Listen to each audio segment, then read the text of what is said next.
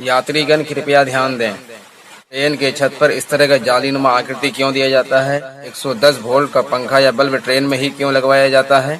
और ट्रेन के छत के ऊपर यह आकृति क्यों बनाई जाती है? ट्रेन में एसी कितने टन का होता है और नीचे में यह ड्रम क्यों लगाया जाता है? ट्रेन के कोच के साइड में यहाँ पर साइड फिलिंग और यहाँ पर लिफ्ट हियर क्यों लिखा रहता है? किसी किसी ट्रेन की बोगी में आप देखेंगे कि यहाँ पर पीली लाइन बनी हुई है और किसी किसी डब्बे में देखेंगे कि एक डब्बे में 3 दरवाजे होते हैं। ट्रेन में सफर के दौरान आप देखे होंगे कि इस तरह का एक जालीनुमा आकृति लगाया जाता है। इसे कहते हैं रूफ वेंटिलेटर सिस्टम। आपको पता है कि जब गर्म हवा ऊपर की ओर जाती है, जाहिर सी बात है गर्म हवा को निकलने का रास्ता चाहिए, नहीं तो ट्रेन को डिसबैलेंस करके दुर्घटनाग्रस्त हो सकती है। इस हवा को बाहर निकलने के लिए यहाँ पर एक खिड़की टाइप का दे दिया जाता है और इस खिड़की को एक जाली से बंद कर दिया जाता है और ट्रेन के ऊपर इस तरह का रास्ता दे दिया जाता है। केवल इसको सिर्फ इस तरह से ढक दिया जाता है ऊपर से, ताकि बारिश के दौरान पानी अंदर न जा सके। इसे कहते हैं रूफ वेंटिलेटर सिस्टम। आप देखे होंगे कि ट्रेन के पंखे या लाइट आपके घर की बिजली से नहीं चल सकते हैं। इसका सबसे बड़ा रीजन क्या है? पहले ट्रेन के लाइट तथा पंखे को पूरी करके चले जाते थे, तब जाके रेलवे ने दिमाग लगाया लोगों के घर में 220 वोल्ट एसी करंट चाहिए या लाइट कट जाती है तो डीसी करंट चाहिए। वैसे भी डीसी अक्सर 12 वोल्ट के होते हैं, मीडियम लेवल की मशीन या बड़ी मशीन है तो 24 वोल्ट की, या छोटे छोटे खिलौने वगैरह हुए तो 5 वोल्ट की, उससे ज्यादा नहीं। तब रेलवे ने दिमाग लगाया कि पंखे तथा लाइट को 110 वोल्ट डीसी करंट दे दिया जाए। 110 वोल्ट डीसी करंट अमूमन किसी के घर में होता ही नहीं है। अब कोई भी ले जाकर क्या करेगा? इससे रेलवे के सामान की चोरी रुक गई। तब आप कहेंगे कि 110 वोल्ट डीसी करंट पंखे तथा लाइट को कहां से दिए जाते हैं? तब आप देखे होंगे कि बोगी के नीचे यहाँ पर एक बैटरी बॉक्स बना रहता है। इसी बैटरी बॉक्स से सप्लाई दिए जाते हैं। आप देखे होंगे कि ट्रेन के पायदान के पास एक और लिखा रहता है साइड फिलिंग और एक और लिखा रहता है लिफ्ट हियर। वैसे भी डब्बा के किसी भी जगह लिखा रह सकता है, लेकिन ये अक्सर दोनों को पायदान के बगल में ही लिखा जाता है। इसका क्या मतलब होता है?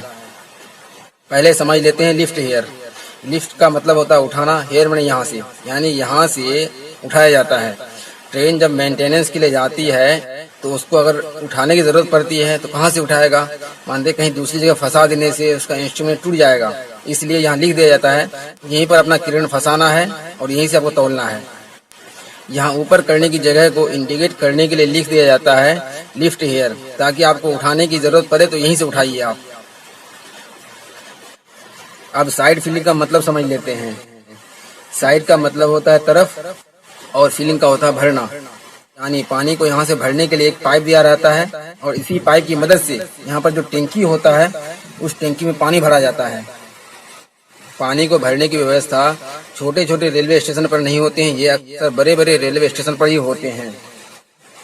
इसके लिए आप देखेंगे कि 4 इंच की मोटी पाइप रहती है, उसमें बहुत सारे फ्लेक्सिबल पाइप लगे रहते हैं और रेलवे के कोई भी कर्मचारी इस पाइप को लेकर जहाँ पर साइड फिलिंग लिखा रहता है वहाँ पर पानी को भरने में लगा देते हैं और यह पानी उस कोच के ऊपर एक टंकी रहती है, वहाँ जाके जमा होता है। और एक कोच में 4 टंकी होती है और हर एक टंकी के लिए अलग अलग बाथरूम होते हैं और एक टंकी की कैपेसिटी 500 लीटर की होती है और चारों टंकी को भरने के लिए लगभग 20 मिनट का समय लगता है, यानी 20 मिनट में एक बोगी में 2000 लीटर पानी भर दिया जाता है। और ये काम रेलवे के स्टाफ का होता है। जैसे ही ट्रेन आके पहुंची फौरन उसे पानी भर देना है। रेलवे के स्टाफ को खोजना न पड़े, इसलिए यहाँ पर साइड फिलिंग लिख दिया जाता है। अब बात रही एसी डब्बे का। स्लीपर या चालू डब्बे में बाथरूम के ऊपर ही टंकी बैठाया जाता है, पर एसी डब्बा में यहीं पर एसी को सेट किया गया है और टंकी को यहाँ से उठा के नीचे कर दिया गया है। जैसे कि आप देख पा रहे हैं कि यहाँ पर 2 सिलेंड्रिकल ड्रम बना हुआ है जो कि वाटर टैंक है। इसी का पानी इसमें यूज किया जाता है। इसमें एसी लगे हुए हैं, इसे कहते हैं RMPU, roof mounted package unit.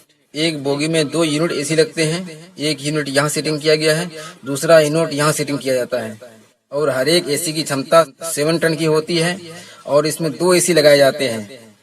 अतः एक कोच में 14 टन एसी की क्षमता होती है और यह एसी चलते हैं 415 वोल्ट इलेक्ट्रिक करंट के 3 फेज एसी सप्लाई से, और इन्हें 3 फेज के जनरेटर से सप्लाई दे दिए जाते हैं।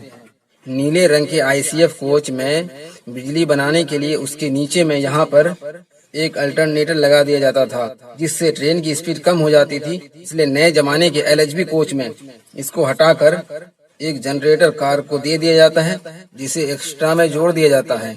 ये जनरेटर कार 750 वोल्ट की बिजली बनाता है, जो 3 फेज एसी करंट में होता है। तब आप कहेंगे कि सबसे ज्यादा खपत एसी में होती है और एसी को चाहिए 415 वोल्ट।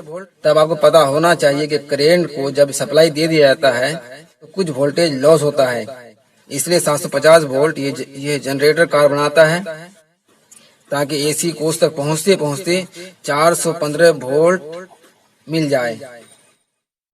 ट्रेन के किसी किसी डब्बे पर टॉयलेट के पास इस तरह का येलो कलर का लाइनिंग देखते होंगे।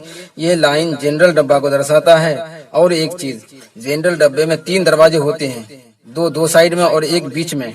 जैसे कि आप देख रहे हैं, इस तरह के ठसाठस भीड़ से निपटने के लिए 3 दरवाजे दिए जाते हैं, ताकि बहुत सारे लोग चढ़ सके और बहुत सारे लोग उतर सके। और एक चीज की, जनरल डब्बा अक्सर शुरू में जोड़ा जाता है या फिर लास्ट में जोड़ा जाता है। बीच में स्लीपर और एसी डब्बे को जोड़ दिया जाता है। इसमें एक रास्ता जो होता है, ये स्लीपर और एसी बोगी को जोड़ते हुए पूरे ट्रेन को जोड़े हुए रखता है। और जनरल डब्बा में यहाँ पर एक रास्ता नहीं होता है, जबकि यहाँ पर एक रास्ता होता है स्लीपर या एसी में, कि आप इसी के बीचों बीच एक रास्ता बना रहता है, ताकि इस डब्बा से इस डब्बा में आप आराम से जा सकते हैं। इसलिए जनरल डब्बे को शुरू में या आखिर में जोड़ा जाता है, ताकि स्लीपर के बीच का रास्ता ब्लॉक न हो सके। अब मेरा अगला टॉपिक रहेगा आईसीएफ कोच और एलबीएच कोच में क्या अंतर है। अगर आप हमारे चैनल में नए हैं तो हमारे चैनल नॉलेज टीवी को सब्सक्राइब करें और बगल वाला बेल आइकन जरूर दबाएं। फिर मिलते हैं अगले वीडियो में।